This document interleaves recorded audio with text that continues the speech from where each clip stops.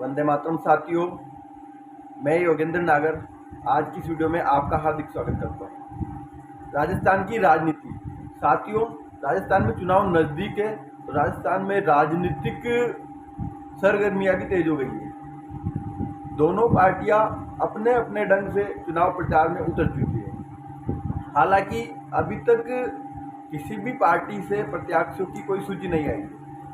प्रत्याशियों की सूची नहीं आई, लेकिन दोनों पार्टियों में प्रत्याशियों की कमी नहीं है। हम बात करें तो एक सामान्य स्तर पर एक पार्टी में एक विधानसभा क्षेत्र में तैयारी करने वाले 10 से 15 पार्टी के कार्यकर्ता, युवा नेता या जो पूर्व में विधायक मंत्री रह चुके हैं वो अपनी तैयारी जोर शोर से कर रहे हैं। सूची अभी तक आई नहीं है, लेकिन संभावित कभी भी दोनों पार्टियों की सूची आ सकती है। मैं अभी वीडियो शूट कर रहा हूँ, हो सकता है कि जब तक वीडियो डले तब तक भी किसी एक पार्टी, विशेषकर भाजपा की सूची आ जाए, ऐसा लग रहा है। और अगर नहीं आती है तो नवरात्रा स्थापना या नवरात्राओं के अंदर एक या दो सूची पार्टियों की आ जाएगी, ऐसा पूरा अनुमान है। चुनाव नज़दीक है, इसलिए समर्थकों में उत्सुकता बनी हुई है। साथ ही सोशल मीडिया पर कुछ फर्जी फेक सूची चल रही है, उस कारण से समर्थकों व प्रत्याशियों में असमंजस, आशा और निराशा बनी हुई है। साथियों, असमंजस इसलिए कि जिन लोगों को ध्यान है कि यह सूची फेक है, प्रमाणिक नहीं है, तो उनमें असमंजस बना हुआ है। आशा उन लोगों में जिनके नाम उस सूची में प्रथम या द्वितीय स्तर पर है, उन लोगों में, उन प्रत्याशियों और उनके समर्थकों में एक आशा की उम्मीद बनी हुई है। और निराशा उन लोगों में जिन प्रत्याशियों की प्रबल दावेदारी है, अच्छे ढंग से तैयारी उनके स्वयं के स्तर पर उनको लग रही है या उनके समर्थकों के द्वारा उन्हें लग रही है, उन लोगों का उस सूची में नाम नहीं है या फिर अंतिम स्तर पर उनका जब नाम है तो उनके अंदर निराशा बनी हुई है। लेकिन इस प्रकार की कोई सूची प्रमाणित नहीं है। दोनों पार्टियों की सूची अलग अलग स्तर पर चल रही है। यह सूची या तो उनके समर्थकों ने क्रिएट करके बनाई हुई है ताकि उनका उत्साहवर्धन, अन्य समर्थकों का उत्साहवर्धन होता रहे, या फिर असमंजस से बना रहे, या फिर कुछ क्रिएटर्स जिन्हें लग रहा है कि चुनावी सरगर्मियां और ढंग से बढ़े, इसलिए ऐसी फेक सूचियां बनाकर वायरल की जा रही है, जो कि पूर्ण रूप से गलत है। सोशल मीडिया पर फेक जानकारी के साथ में फर्जी सूची चल रही है। इस फेक जानकारी, फर्जी सूची को नियंत्रित करने के लिए या सही जानकारी लोगों तक पहुंचे, इसकी जिम्मेदारी मीडिया की है। लेकिन साथियों, इस समय पर मीडिया की भूमिका अकल्पनीय है। मीडिया अपनी भूमिका में नहीं है। इसका कारण भी स्वयं राजनीतिक पार्टियां हैं, क्योंकि दोनों राजनीतिक बड़ी पार्टियां जो है उनमें ग्रुपबाजी बड़े स्तर पर दिखाई दे रही है। उस ग्रुपबाजी के चलते मीडिया की भूमिका में नहीं, अपितु मनोरंजन का केंद्र बना हुआ है। जी हाँ, मेरा कहना बिल्कुल सही है। जिस मीडिया को सटीक समाचार दिखाना चाहिए, वह मीडिया वर्तमान समय में राजनीतिक पार्टियों के कार्यक्रम व उनकी रैलियों पर बगुले की तरह नज़र बनाई हुई है। और अगर उस रैली में, उस पार्टी के कार्यक्रम में कोई छोटा सा दृश्य उन्हें ऐसा देखने को मिलता है, तो वह अपने शो में उस दृश्य को तोड़ मरोड़ कर, मिर्च मसाला लगाकर ऐसे दिखाते हैं जैसे कोई कॉमेडी शो चल रहा है। इसका उदाहरण है, अभी हाल ही में 2 अक्टूबर गांधी जयंती के दिन कांग्रेस का कोई कार्यक्रम था। वहाँ पर वहाँ के जो दृश्य को मीडिया अपने ढंग से, अलग अलग मीडिया दिखा रहा है। जैसे एक मीडिया का मैं वीडियो देख रहा था, तो देखने को मिलता है वह एक कॉमेडी अंदाज में उसको दर्शा रहे थे कि जब अशोक गहलोत जी कार्यक्रम में उपस्थित थे और उस कार्यक्रम में जैसे सचिन पायलट जी आते हैं तो अशोक गहलोत जी गोविंद सिंह डोटासरा के कान में कुछ कहते हैं और वहाँ से चले जाते हैं। और उसके बाद में सचिन पायलट कुछ विषय पर बातचीत करते हुए हंसते हैं, तो उसको पूरा मिर्च मसाला लगाकर मीडिया बताता है कि कैसा ग्रुपबाजी है, कैसा बड़ा स्तर है। अब गहलोत जी ने डोसरा जी के कानों में क्या कह कर गए ये किसी को पता नहीं, लेकिन मीडिया ने उसको तोड़ मरोड़ के मसाला लगा के और ऐसा दिखा रहे हैं कि जैसे बहुत बड़ा विवाद है और पायलट जी कार्यक्रम में आए इसलिए छोड़ के चले गए, और पायलट जी किस बात पर बातचीत करके हंस रहे हैं उसका भी पता नहीं।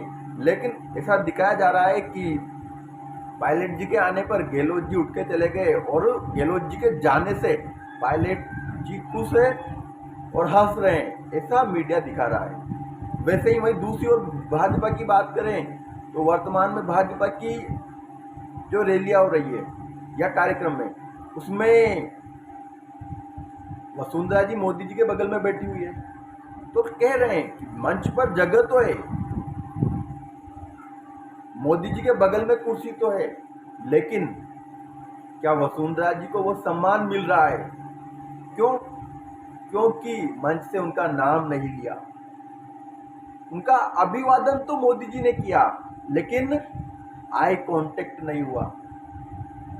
अभी हाल ही में अमित शाह जी राजस्थान आए, वसुंधरा जी से पुष्पगुच्छ तो लिया, लेकिन उनकी तरफ देखा तक नहीं।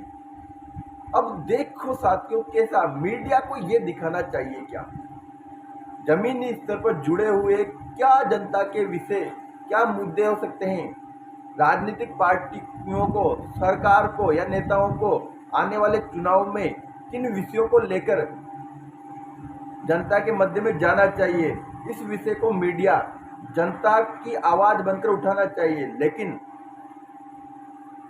नेताओं ने क्या किया, किसकी तरफ देखा, किससे फूल लिया, किससे नहीं लिया, इस विषय को मीडिया दिखाने में ज़्यादा विश्वास रखता है। अब इसे कॉमेडी नहीं कहें तो क्या कहें, क्योंकि यह मीडिया का कोई विषय नहीं है। मीडिया मतलब वास्तविक विषय को, जनता की आवाज़ को सरकार तक व सार्वजनिक रूप से प्रत्येक जनमानस को विषय ध्यान में आए, इसका कार्य मीडिया का कार्य होता है। अब कल को अगर वसुंधरा जी ने नाश्ते में एक समोसा खाया, गहलोत जी ने लंच में 2 ही रोटी खाई, या पायलट जी ने आज उपवास किया, ये लोग ऐसा भी दिखाने लग जाएंगे तो उसको भी ऐसे रखेंगे कि नहीं नहीं, इनको हो सकता है सीएम पेश नहीं बनाया जा रहा इसलिए इन्होंने नाश्ता कम किया, इन्होंने रोटी कम खाई। तो ये निजी जीवन को दिखाने की जगह पर मीडिया की जो भूमिका होनी चाहिए वह जनता की आवाज़ को, जनता के विषय को कैसे मजबूती से रखना है, यह मीडिया का कार्य होना चाहिए। फिर कोई बात नहीं, हो सकता है कि आजकल न्यूज़ चैनलों ने तय किया हो कि हम जनता को न्यूज़ के साथ साथ कॉमेडी भी दिखाएंगे या फिर मनोरंजन के साथ साथ न्यूज़ दिखाएंगे, तो जनता के दोनों कार्य हो रहे हैं, मनोरंजन भी उनका हो रहा है और न्यूज़ भी देख पा रहे हैं। पुनः हम अपने मुख्य विषय पर आते हैं। राजनीतिक सरगर्मियां तेज है तो समर्थक धरातल पर अपने गली मोहल्लों में या विशेषकर सोशल मीडिया में अपने समर्थित प्रत्याशी जो तैयारी कर रहे हैं उनके लिए जंग का मैदान बनाया हुआ है, उनके समर्थन में बात कर रहे हैं, बढ़ चढ़कर उनकी तारीफ और उनका समर्थन अपने प्रत्याशी का दिखा रहे हैं। तो उनसे मैं यही कहना चाहूँगा, अभी अपनी ऊर्जा को बचा कर रखें।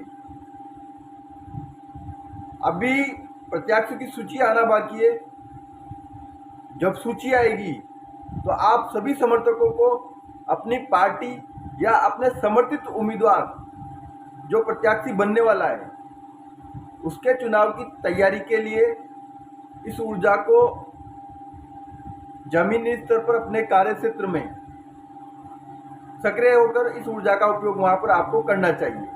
विशेषकर इस बात का ध्यान रखने की आवश्यकता है कि अपनी ही समर्थित पार्टी के अन्य प्रत्याशियों से अधिक वाद विवाद न करें, क्योंकि यही वो लोग हैं जो आगे जाकर पुनः एकजुट होकर और जिन्हें पार्टी प्रत्याशी चयन करेगी, पार्टी का प्रत्याशी बनेंगे, सिंबल मिलेंगे, उनके समर्थन में कार्य करना होगा।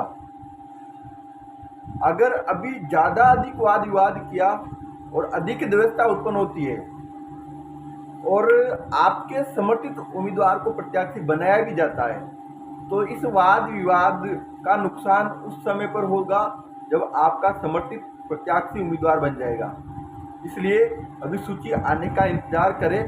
एक विशेष अपील आम जनता व आम समर्थकों से करना चाहूँगा।